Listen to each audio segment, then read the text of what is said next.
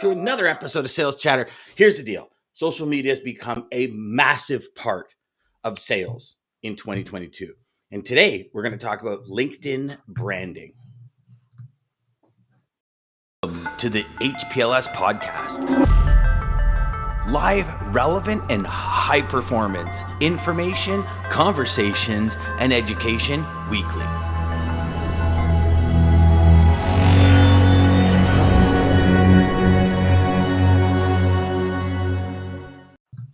And Jeff comes back with his. You knew it was only a matter of time, Jeff. So look at this. I've got like a 4-second difference. What do you see on your end? I see Jeff at 9:48. So mine shows 9 and 49 seconds, and Lisa's 9 and 58 seconds. So so I'm 48 and 57. So there we go. Jeff's back on top. Jeff, good morning. Lisa, good morning. Everybody. Antoine, good morning. Damon, good morning. Now, does it matter that Lisa said good morning from 2 platforms? I think it's bonus points. That's extra. That's extra. That's extra brownie points there? Is that extra points? I think so. I think Jeff's going to have to start jumping on with the 3 monitor situation, going, LinkedIn, Facebook. Hey, good morning. And then, so Greg. Hey, buddy. Amazing post. I must tell you, Greg, I just read your post this morning on drivers not being allowed to use facilities and stuff. And my friend, you hit the nail on the head. And I am going to reply to that and actually put something out there, but I just didn't have time before the show. But brother, great post. Good morning, Lisa. Richard, good morning, brother. Morning, Rich. Here we are, gentlemen. As we were just saying off air, we literally have a couple of days left in April. We're talking 4 months of the year down. It's crazy how fast things are going in today's world. And one of the things that is moving faster than most in today's world is social media. And social media is starting to play a major role, is a major role in professional sales reps' arsenal for connecting, for prospecting, for all that kind of stuff. And today the conversation is going to be specifically about LinkedIn. Message is still up. There we go. Overachiever Lisa. I didn't even remember putting that up, but anyways, it's all good. It came from Richard, so it's fine. Today, we're going to talk about that. We're going to talk about LinkedIn. How do we connect with people in the right way? What are some of the things that we can do to increase our brand, increase our presence, our image, our credibility on LinkedIn? So without any further ado, Anthony, welcome, my friend. Share us a little bit about yourself, and then let's dive right in. Yeah. Yeah. And Dan, DJ, thank you both for having me on. Been looking forward to this. Love the show. So just a little bit of background on me. I spent about 19 years, basically my entire professional career, working for Ducks Unlimited. And for those who aren't familiar, Ducks Unlimited is a nonprofit 501c3 organization headquartered out of Memphis.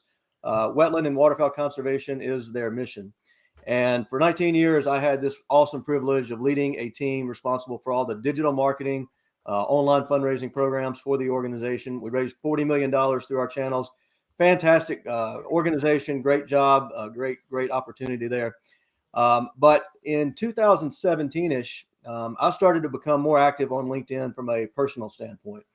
Our team was in charge of all social media, and LinkedIn was like that one platform that I had zero hands-on experience with. The only time I went to LinkedIn is if I was hiring someone for my team or recruiting. That was pretty much it. Yeah. And in 2017-18, I started posting content to learn the platform. And long story short, after a couple of years, the content that I had posted had helped me sort of build a personal brand, even though that wasn't my goal setting out. Helped me to build a network. And then in 2020, when the world shut down due to COVID, I had spare time on my hands.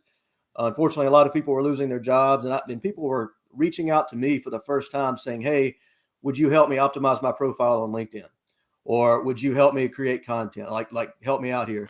And that turned into a side business. And then over the next year and a half, that side business gained enough momentum that in November of last year, it was time to either go all in on this business or not. And I decided to take the leap. And today I help professionals. I help folks in B2B build their personal brand on LinkedIn so they can either advance their career or generate more clients for their business. And love what I do. And if you guys haven't seen his stuff, it is hilarious. You have to see it. It is so fun. Oh my goodness. I like the there was one comment on your website that I thought was really cool. Was this guy says, I'd seen the content, he goes, but it was the hashtags, like hashtag dogs rule, cats drool, on like a business post. And he's like, I just kind of stopped. And I love that because I'm all about stopping somebody in their tracks. Like one of my favorite headlines on an email is I feel like I'm asking my lawyer for a favor. And that one headline on an email gets like a 97% open rate. And so many people get back to me and go, you know what? Just that email, like lawyer and favor in one sentence just never goes. And it was like, and I started reading some of those comments that you had on your website. And I'm rolling over thinking, this is such a great hashtag because it's such a disruptor where you're reading this business post and it's like, what? Dogs rule, cats drool. Like, where are you coming? That's like so left field. It's awesome. It's so cool. Well, thank you. So big question, and I know people are going to start really coming in here. What's the top 5 things that you would say on your LinkedIn profile that you need to really pay attention to? Because we've had some customers come on this show and say, hey, listen, you want to do business with me? Your LinkedIn profile is pretty much your resume. And it was an interesting statement because is that resume education? Is it business? Is it creativity? Is it the content? Share with us. What's your thoughts there? Yeah. And I like to think of your LinkedIn profile as your landing page to the world. And I don't usually like to use the word resume because LinkedIn has a stigma, going back to kind of what I mentioned earlier, of just being thought of as a place to upload a resume and look for jobs. But it's evolved way more than that. Like that was LinkedIn 10 or 12 years ago. Today, LinkedIn is a true social media platform, and you have to approach it with that mindset. Now, to your question, now what's the mindset difference between Facebook and LinkedIn? If well, you wouldn't mind actually diving into that for a second. Yeah, I mean, in a lot of ways, and people will go crazy when I say this, but in a lot of ways, it's similar. Like people have used Facebook to talk about themselves, and it's all about their personal lives and that sort of thing. And LinkedIn has always been the exact polar opposite. It's always been thought of as the place for professional content only. Yep. But what I have learned, and in my years of posting content, is if you can find that right balance between what you typically would think of someone posting on Facebook and what you would think of someone posting on LinkedIn, and you can kind of find that balance and marry that up, that's where you build a personal brand, because it is the authentic content that shows your personality, that shows who you are. I'm new to sales, but I know that we all do business with people we know, we like, we trust, and we remember. And if you can put content out there, kind of to the point you just made in that example of the post with the hashtags, right? That stuck out in your mind. You remembered it. It wasn't necessarily a professional post. It was something about maybe a picture of a dog that I posted, maybe my pet, which I posted more than once. But that's where you really have success on LinkedIn, is finding the right balance between showing who you are as a person and your authentic personality and your area of expertise. Like building that thought leadership from your professional standpoint. That's the essence of building a personal brand. Yeah. So what are the top 5 things in the profile that people should pay attention to? And is there more than 5? Is there less than 5? Like share with us because it obviously starts with your profile. This is your landing page to the world. That's a pretty powerful statement right there, because landing pages are what people see as your company, and I've heard so many people say, you don't have a website today, you don't really exist, kind of thing. You don't. Yeah. If you don't have a LinkedIn profile and a strong LinkedIn profile, you don't exist. And to take it even further, it's your sales page to the world, right? And I could spend an hour talking about all the ins and outs of a profile specifically, but just a couple of the top tips. One of the biggest mistakes people make is they don't take advantage of that banner image behind their profile picture. They don't know what to put there, or they just put a scenic picture of like where they're from. And I was guilty of that for years. But go to canva.com. Canva is like one of my best friends. You can search for LinkedIn banner, and it will give you like 30 or 40 templates that you can choose from. You can edit, drag, drop, and just upload that. In 5 minutes, you can have a professional branded banner image. In that banner image, you want to show who you are, what you do, and a call to action, how people can reach you, whether that's a website, phone number, whatever that may be. So banner image is number one. Second, profile picture, that goes without saying. I'm not going to spend a lot of time talking about that, but you want to represent yourself well in that profile picture. The third, can I ask you a question on that, Anthony? Because I've always been interested in profile pictures and the difference between going out and getting a professional picture done or having more of that authentic this is who I am picture. And I've had conversations with so many people, and everybody's kind of got their own personal opinion on it. Like if you look at Michael Hyatt, he's got a great profile picture where he's kind of sitting on a bench and there's some graffiti behind him, and he's in his neighborhood, like close to his house, and he's got this great pose to him where he's kind of laughing. And I remember a friend of mine is good friends with him, and he said, no, he says, actually, we were just I was chatting with a friend and we had the photographer there and he just kind of took it. So don't get me wrong, it's a high quality photo, but it was more of him in this kind of natural, authentic state, as opposed to like a, I think you nailed it there, you're doing a Madonna, you're voguing for your picture. What is best? Yeah, so it should fit your brand and your personal brand and your company's brand. So if you're a doctor, a lawyer, the professional suit picture is probably what you would expect. I worked at Ducks Unlimited for years, for several years before I started this job. I was in a ball cap and sunglasses out in the field. Our biologists, they were out in the field wearing what they would wear, on day-to-day work. So it should match your authentic brand, who you are, what you do.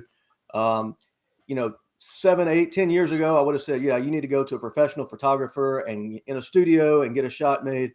But you can get just as high of a quality resolution with your iPhone or iPad or whatever today. Just make sure it's clear in terms of resolution, and make sure it fits your brand and portrays who you are. Just don't overthink it and feel like you've got to go spend $1,000 on a professional photo shoot. That's not the case anymore. Yes. Mm-hmm. So DJ, you need a bigger smile on your photo page. Yeah. Even bigger. You're smiling, but you got much more in that smile that's on your profile pic, brother. That was handpicked by my beautiful wife. So thank you. Yeah.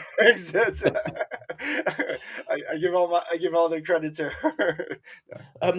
Greg actually says something really cool here. He says, I believe that LinkedIn, and the only difference between Facebook and LinkedIn is the language, but not the content itself.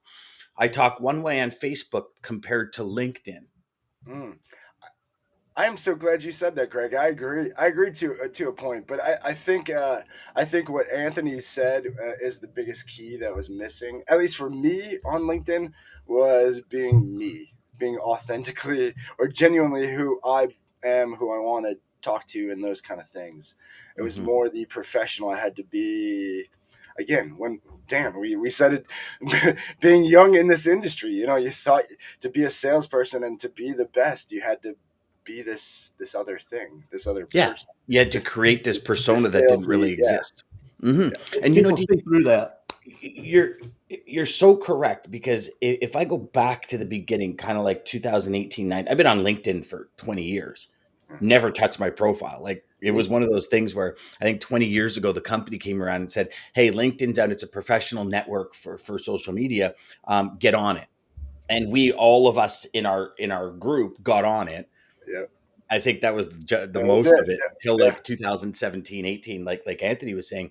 But you're right. It was, I've always considered it a business social network. Yeah. And in that turn, I've questioned numerous times. You see people posting videos of them working out. It's like, why are you posting that? This isn't Facebook. Like, nobody wants, in a business environment, nobody wants to see you work out. But from what you're saying, Anthony, that's actually better for a brand than always just posting business. Is that what I'm getting from this? Because you're educating me here as well. I'm not by any means going to claim I'm a LinkedIn expert. It's the only social platform I use. Like, we broadcast to Facebook, YouTube, and all this kind of stuff, but I use YouTube once a week for my weekly videos. LinkedIn, if I'm going to do any post outside this show, it's typically on LinkedIn. Like, I stay away from Facebook. But I have customers that their entire platform is Facebook, and they generate millions of dollars in business from Facebook. Right. Yeah. So it's up to every individual as to how far they want to go in showing their personal life, personality on LinkedIn. Like personally, I work out, but I would never put a video of me working out on LinkedIn. But I'm not going to judge someone who does. That person might actually have a side hustle where they're doing, personal coaching or personal training.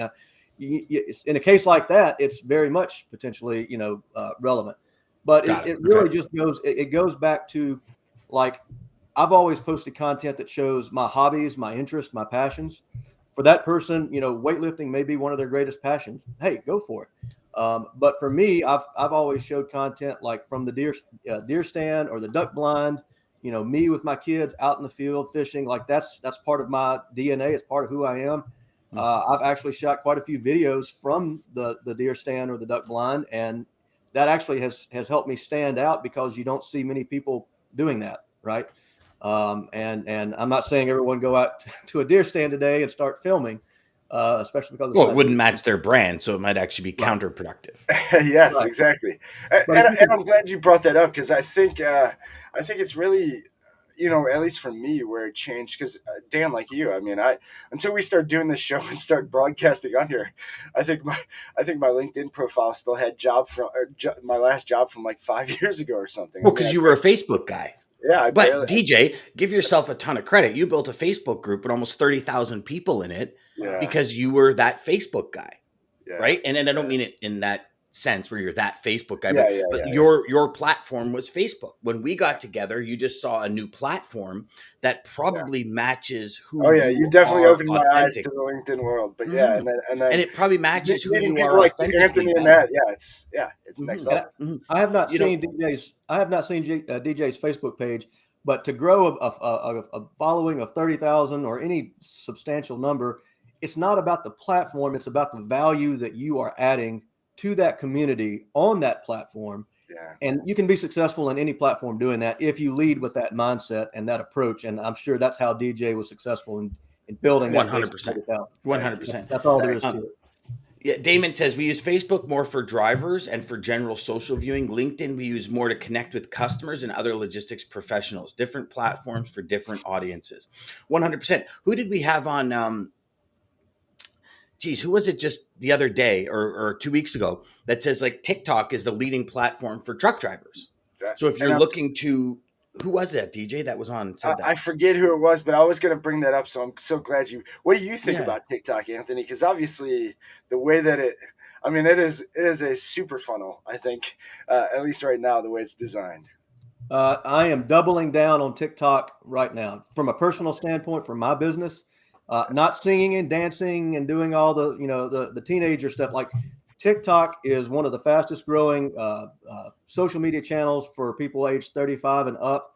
I could quote a ton. Hold on, could you say that again, Anthony? Whoa, hold on. It's like the fastest growing social network for folks aged 35 and up. And if you think about it, they're the ones now who are starting to finally, jump on the bandwagon.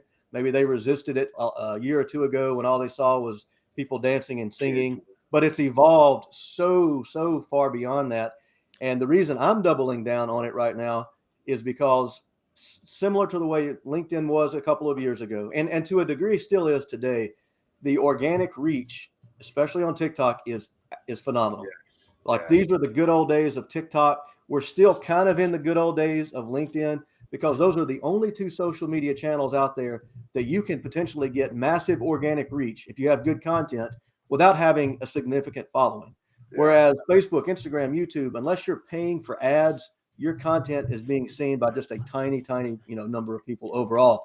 So TikTok organic, but then also TikTok ads. Like I've been experimenting with ads on TikTok for the last couple of weeks because they are super inexpensive. I managed Facebook ads for Ducks Unlimited like in 2012, 13, when they first started to really kind of come out, and you could spend a few $100s and reach hundreds of thousands of people. Like now you would have to spend tens of thousands of dollars on Facebook to reach that number of people. That's exactly where TikTok ads are today. And their targeting is not nearly as robust and refined as Facebook's model, but there's value there. Like I've seen it, and I am But doubling but down if on your it. content is good and it reaches your ICP, I mean, that's all that matters. It's going Yeah, to funnel you right to it, I think. exactly. And what I've also seen about TikTok is it doesn't all have to be all educational or excuse me, humorous or entertaining. It can be used for educational. Like I've got my own channel where I've got just my personal content. I like to just make people laugh. I've got, a decent following there, but I've got another channel where I just give LinkedIn tips. And it's not a funny channel, but people are starting to follow it because it's, it's a quick tip they can absorb in 15 or 20 seconds, move about their day. And again, that helps me build brand presence on that network. So how much? So here's going to be a question. I'm pretty sure people are going to be asking. Yeah, we How got some much good time messages. do you spend on content creation? And where does that content creation? How does that dovetail into prospecting? Great question. Yeah. So I don't track the amount of time that I spend directly creating content. It varies week to week. I will tell you that there are some days and some weeks where I wake up and the creative juices are just flowing. Like I've got idea after idea. And on those days, if at all possible, I prioritize that as my number one priority. Like sit down and get the ideas on paper. I may not write them all out. I may not film everything, but like I'm going to capture them because it may be a week or two before I can figure out how I can turn that idea into a post or a video. Whereas on other days, I wake up and I want to do something, and it's like I'm staring at a brick wall. There's just there's nothing. So like I batch as much content as possible, and I encourage people to do the same in the sense that when you have an idea, like just jot it down in a Google Doc or keep a notes app on your phone. I've got a folder on my camera roll that's just called LinkedIn Ideas, and when I see something when I'm going about my day, oh, that could be a potential post, I'll just snap a picture, drop it in that folder. And again, it's just inspiration for ideas, later on. So the amount of time actually varies. But to the question of prospecting, to me, it all comes down to adding value to your potential prospects and establishing yourself as a thought leader, right? So you're building your personal brand, you're showing your authentic self. I like to use humor. I think that stands out on the platform. It's not hard to be funny on LinkedIn. Just as we all know, it can be a pretty dull place. But in terms of prospecting, like I teach people to build personal brands that bring customers to them, like that inbound marketing. I am a terrible salesperson, like, and that's bad given the fact that I just started my own consulting business. But I sell myself through my content over the long term. I want people to say, hey, okay, I've seen this guy show up in my feed consistently. That's the other challenge that a lot of people have is they'll post a few times. They don't get a lot of engagement. They get deflated and they walk away. But the difference between the people who are really successful on LinkedIn and those who aren't is typically consistency. So show up on a regular basis, add value, figure out what the pain points are for your potential customers, and answer those pain points in your content. Yeah. Consistency. There's that word consistency, Dan. I remember you saying that word. Let's know some of these comments. So James is saying, "I let my fiance. I need to go deer hunting." Thank you, Anthony. Lisa's saying, "What are the other three top tips, top things?" Okay. Back to the profile. So banner image, profile image, headline. The headline is what shows up directly below your name. Okay. And a lot of people treat that as your title, like your job title in your company. No, it says headline for a reason. Use that to explain to people, to your customers, who you are, how you help them, and what makes you different from others in your industry. Like what's your value proposition? Show that in your headline. And I'm just looking at mine as an example. Below my name, I say, I help you create magnetic LinkedIn content that brings customers to you. I've got my website address in there, book a discovery call. There's a lot of creative ways, you can get creative with that headline. And the way you really want to approach it is you want people to see that, the value you would bring to them as a customer. So think of it like that. I'm glad you brought that up, Anthony. I actually seen that tip from another lady on LinkedIn. Actually, shout out to whoever you are. But so I changed mine from what it was to that.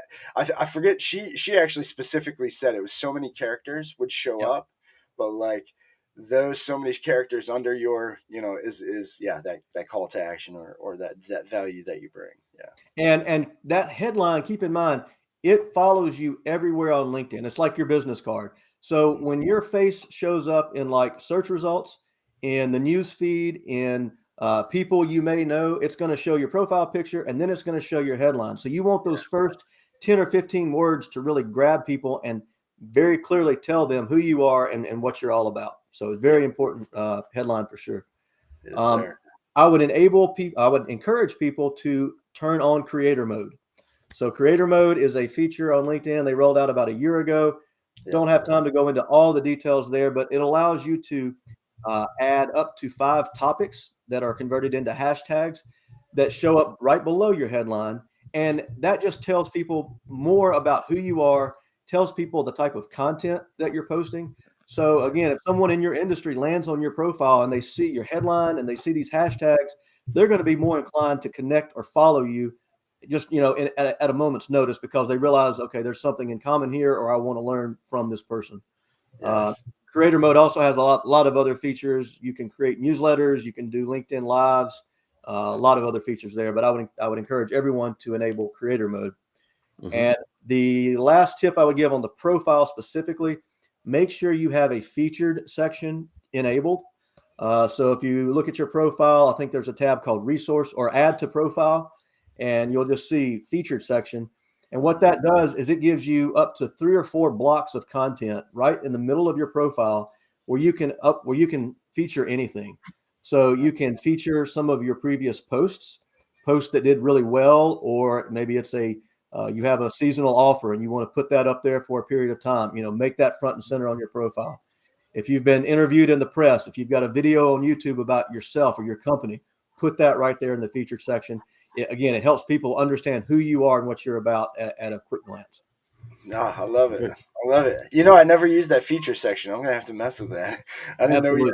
I've noticed it, but I never messed with it. I didn't even know you could mess with it actually. So, and you can. What would you say about the section where you can actually add like YouTube URLs and all that? And I think it's like right under where your banner is. If I'm trying to picture my page, and there's a section where you can upload videos, you can kind of pin things. And I typically every week I'll go in and put my new YouTube video there. So there's always a running list of the new content from other platforms.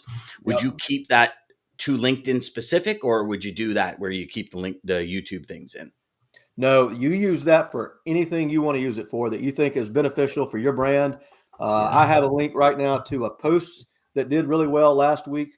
I have my newsletter pinned to it, and then I've got some other posts that I've got. But I'm like you; I like to refresh that from time to time so people know that I'm putting up new content. But there's, they give you complete access to post, a link to your website, YouTube videos. Everything is basically on the board, including, and I'm not a person, again, who encourages people to treat their profile like a resume, but you could actually upload a PDF of your resume if you were looking for a job and have that show up front and center in the featured section. So there's a lot of ways you can use that for content. Interesting. But yeah, that's a great suggestion. So Damon says, I think Ryan mentioned it. Oh, okay. About TikTok. I think that's what it was. Yeah. He did. But yes, TikTok is amazing for drivers. Maggie says they have great algorithms. Yes, they do. And then James says the great thing about TikTok is that it's incredibly targeted. Yes. And then Damon says Centurion and American both have TikTok. And then James says, I get those creative urges from 6 a.m. At 6 a.m. or 9 p.m. Laugh out loud. I've learned to just take advantage of those bursts. Yes. Absolutely. I have these beside my bed, in my car, everywhere I go, and everything gets put on these everything gets put on these. And it's actually, just for everybody watching and listening, this is the same stack that DJ and I do every Monday. For Mayhem Monday. So as ideas come up, DJ says, what about this idea? I'm like, write it down, because this is your content stack, and I think we've talked about this before, DJ, where everything is content. Like everything you can turn into content. How many people now do you see that record themselves on their sales call and turn that into content? Mm-hmm.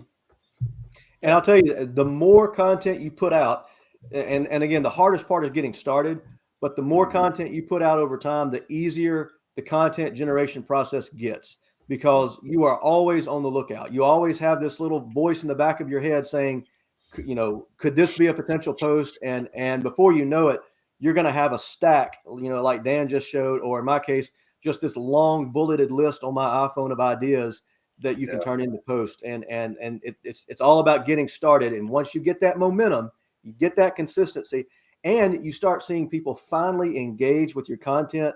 Like that's the fuel that keeps you going. But it takes that sustained effort for sure. One or two posts is not going to do it.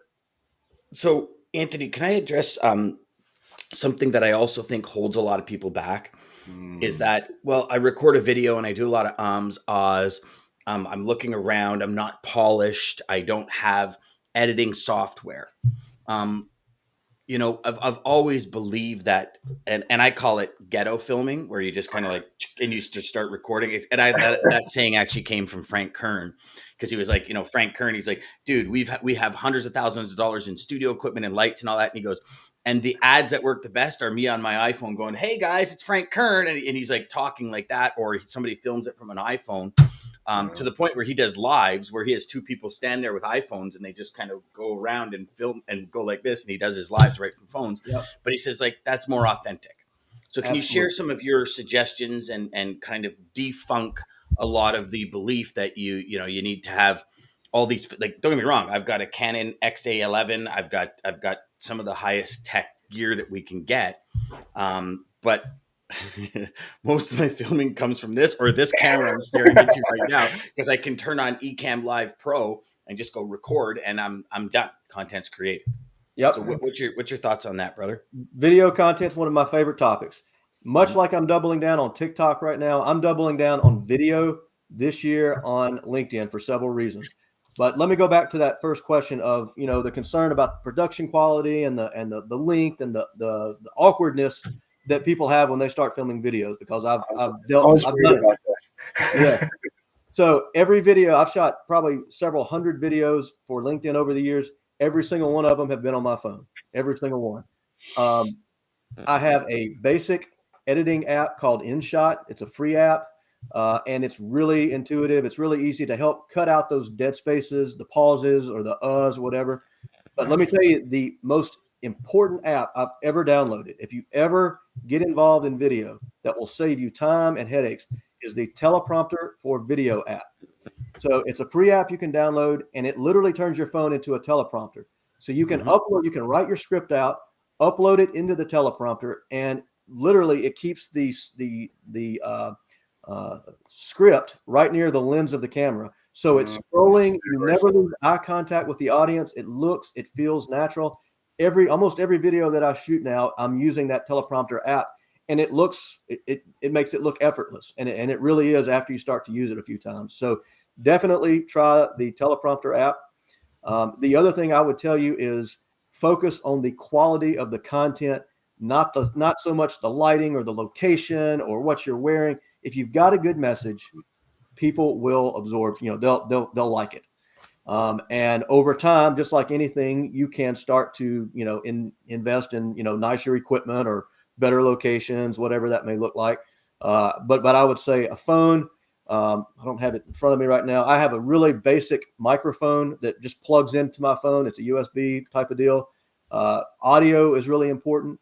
If you've got a lot of background noise and wind, that's going to turn people off. Yeah. And then captions. A year ago, I would have said captions are nice to have. Now I say they're a must. They're mandatory, right? And you can actually get Mixed Captions is a great app for any phone. I think it's like $15 a month, and you can do unlimited captions. You just upload your video to it, it processes, and it's right on your phone. So you go right from your phone to that, and then you can export it. That's a great app as well. I use that every time I do a video. It goes into Mixed Captions. It's on your desktop as well. So once you pay for it through the Android store or Apple store, you can actually go on your desktop and put it on the desktop version as well. That's a fantastic one. Mixed Captions, is that what you said? Mixed Captions, yeah. So it's it's amazing when it comes to. So if you look here, the mixed captions is that little CC right there. That's what it looks like. And then I also use Video Leap, which is, I think it's like $78 a year, and you get six or seven. Hold on, let me see here. 6 different apps where you can get a bundle package. There's Motion Leap, Video Leap, Art Leap, Beat Leap, Photo Leap, and Light Leap, which is just like Video Leap is a full-fledged editing software, like full-fledged. You can do chroma key in it with green screen and everything, and it's all on your phone. So if this is your production studio, which typically a lot of people, this is their production studio. I almost dropped and broke my production studio. You almost dropped the production. Did you see that? I was pretty smooth though, eh? Like I just kind of that was pretty smooth. But so if anyone's looking for that, I mean, literally for $150 a year or $160 a year for mixed captions and $78. So $220 a year, you can have a full-on fledged video studio. You can take still shots of your video and put it into Photo Leap, and it's pretty much like Photoshop on steroids. And then you can do Light Leap, where you can take like neon ropes and put them around you and all that kind of stuff. And then Motion Leap's pretty cool because you can take a picture of yourself and then you turn it into a GIF, and you just like select areas and that portion moves. So like the big one is a guy standing in front of a waterfall doing this, and he's still, but the waterfall's moving around him. So just another way to kind of have you stand out in the timeline, right? I've got like 5 or 6 new apps I've got to try out now. They're addictive, Anthony. Hey, everybody watching, I'll try to watch back through this because I'm going to obviously mess with all of those apps. I'll just be honest. So just be careful, DJ. They're addictive. Like you could lose an entire day just doing this. Oh my God, it does that? That is so cool. Oh, look at what I could do. Yes, so Photo Leap is really cool because you can actually take your video, which is unique to like a lot of video editing software. You have to almost have like the Premiere Pro or the Final Cut Pro X in order to do it, where you can film 2 locations. So you can actually like stand and look in a mirror, and you have the camera here, and you can do an action like this and then refilm and do this and put that film in the mirror. So like you're doing this while the mirror is doing this. Like you can do some really cool things on your phone. Like it's a pretty cool software, and it's for the price. It's like, I think you're paying $78 a month just for Premiere Pro, right? Or I guess no, it would probably be Creative Cloud that you're probably $70-$80 a month, right? But I mean, to learn the software, it's like just literally you click it, the thing opens, you move, you like it's pretty cool. Yeah. Got some good message. DJ Spielberg coming soon. No. I just want to be able to make videos as cool as Anthony. Actually, Maggie says, "I love your interview videos, Anthony." Takes her mic off. No more questions. We're done here. Thank you, Maggie. Thank you. Hey, and I'll right, DJ. Well, you said you had a pretty interesting. So before we got on air here today, everybody, DJ said he picked a quote, and I mean, you're on a streak, brother. You have been like bang on with these quotes. So let's see if your quote matched today's conversation, because I don't know if it took the turn you thought it was taken. I think we went well, but I will say, obviously, thank you, Anthony, for joining us.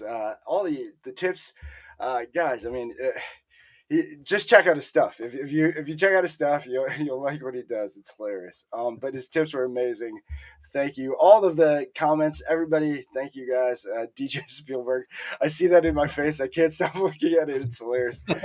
Thank you to American Logistics and Centurion Trucking for sponsoring this show and letting us do this every morning, Monday through Friday, 9 a.m. till 9:30 Eastern Standard Time, or a little bit over like we are usually. Join us, subscribe and like below if you're watching us on YouTube, on Sales Chatter Live, or Dan Deegan on YouTube. You can catch us there. These videos, if you're watching the replays, we also do replay twice on LinkedIn, once at 12 and once at 3 o'clock for our West Coast family. Again, quote to take us out, hopefully. I think you guys like it. We'll see. I can't tell who it's from. I can't tell who it's from, but it says, "Your brand is what people say about you when you're not in the room." Spot on.